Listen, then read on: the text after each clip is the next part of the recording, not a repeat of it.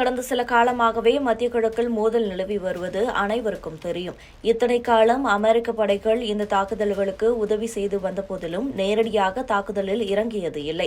இதற்கிடையே முதல் முறையாக திடீரென ஏமனில் உள்ள ஹவுதி படை மீது அமெரிக்கா நேரடியாக தாக்குதல் நடத்தியுள்ளது. இதில் மொத்தம் 21 பேர் கொல்லப்பட்டுள்ளனர். மத்திய கிழக்கில் கடந்த சில ஆண்டுகளாகவே மோதல் போக்கு நிலவி வருகிறது. இஸ்ரேல் ஹமாஸ் மற்றும் இஸ்ரேல் ஹெஸ்புல்லா இடையேயும் தாக்குதல் நடந்தது. இடையில் சில காலம் ஹவுதி படைகளும் கூட தாக்குதலில் ஈடுபட்டன. இதனால் அங்கு மிகவும் பதற்றமான சூழலே நிலவி வந்தது. அமெரிக்காவின் பெரும் முயற்சிக்கு பிறகே அங்கு சற்று அமைதி திரும்பியிருக்கிறது.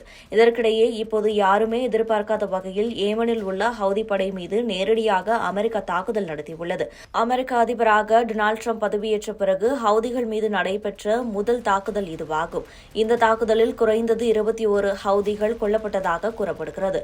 ஹவுதிகள் என்பது ஏமன் நாட்டில் இயங்கும் கிளர்ச்சியாளர்கள் குழுவாகும். இவர்களுக்கு ஈரானின் ஆதரவு முழுமையாக இருக்கிறது. காசா போர் காலகட்டத்தில் இஸ்ரேல் மற்றும் செங்கடல் பகுதியில் செல்லும் கப்பல்களை குறிவைத்து இந்த ஹவுதி குழுக்கள் தொடர் தாக்குதலில் ஈடுபட்டு வந்தனர்.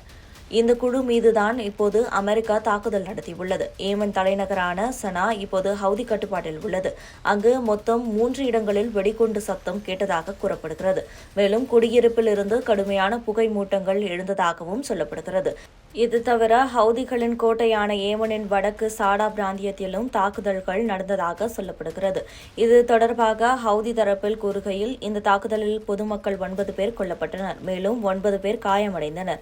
இவர்களின் காயம் தீவிரமாக இருப்பதால் உயிரிழப்புகள் அதிகரிக்கும் என அஞ்சப்படுகிறது. அதேபோல சாடா பிராந்தியத்தில் நடந்த தாக்குதலில் குறைந்தது 10 பேர் கொல்லப்பட்டனர். பலர் காயமடைந்துள்ளனர். இதை அமெரிக்க பிரிட்டிஷ் ஆக்கிரமிப்பு நடவடிக்கை என்றே சொல்ல வேண்டும்.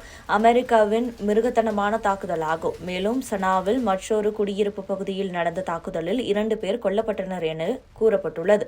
அமெரிக்காவும் இந்த தாக்குதலை உறுதி செய்துள்ளது. கப்பல்களில் இருந்து ஆயுதங்களோடு விமானங்கள் புறப்படும் படத்தையும் கட்டிடம் ஒன்றை விமானம் தாக்கி அழிக்கும் படத்தையும் அமெரிக்கா பகிர்ந்துள்ளது. அமெரிக்க நலன்களை பாதுகாக்கவும் எதிரிகளை தடுக்கவும் சுதந்திரத்தை மீட்டெடுக்கவும் துல்லியமாக தாக்குதல் நடத்தப்பட்டதாக தெரிவிக்கப்பட்டுள்ளது. அதே நேரம் பிரிட்டிஷ் அதிகாரிகளிடமிருந்து இது குறித்து எந்த ஒரு விளக்கமும் அளிக்கப்படவில்லை.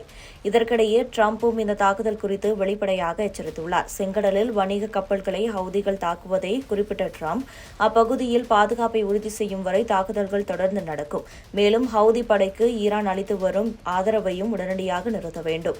அனைத்து ஹவுதி பயங்கரவாதிகளுக்கும் ஒன்றை சொல்லிக் கொள்கிறேன். உங்கள் நேரம் முடிந்துவிட்டது. உடனே உங்கள் தாக்குதல்கள் நிறுத்திக் கொள்ளுங்கள். இல்லையென்றால் நீங்கள் இதற்கு முன்பு பார்த்திராத நரகத்தை பார்ப்பீர்கள்.